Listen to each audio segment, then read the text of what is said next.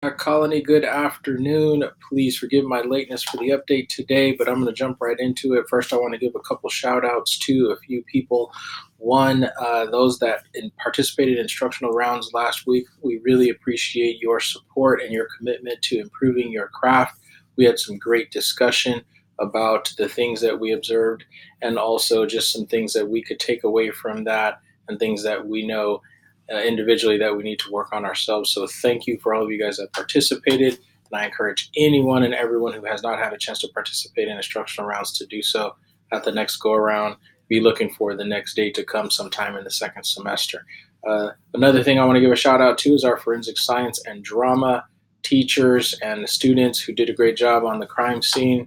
Ms. Smith and Mr. Bettis, your students did an awesome job on that last week.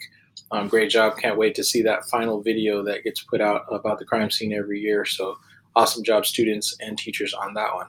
And the last thing I want to mention today is the forensics debate team, speech and debate team, hosted their tournament last weekend. We had some students who did a very good job.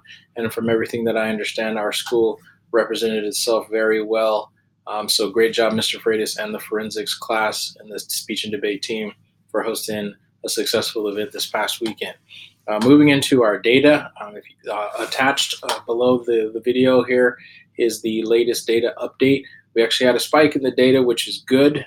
Our numbers were up very high as far as the number of classes that were observed that were up in the DOK2 or higher range.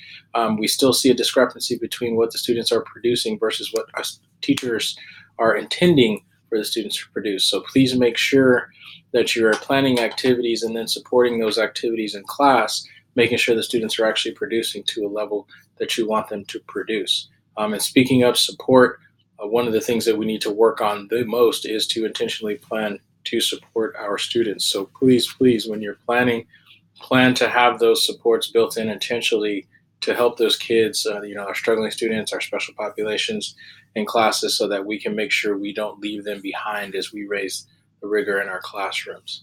This will likely be the last update, maybe one more for the semester. So finish strong, Thunder. Can't wait to see you guys out there. Roll Thunder.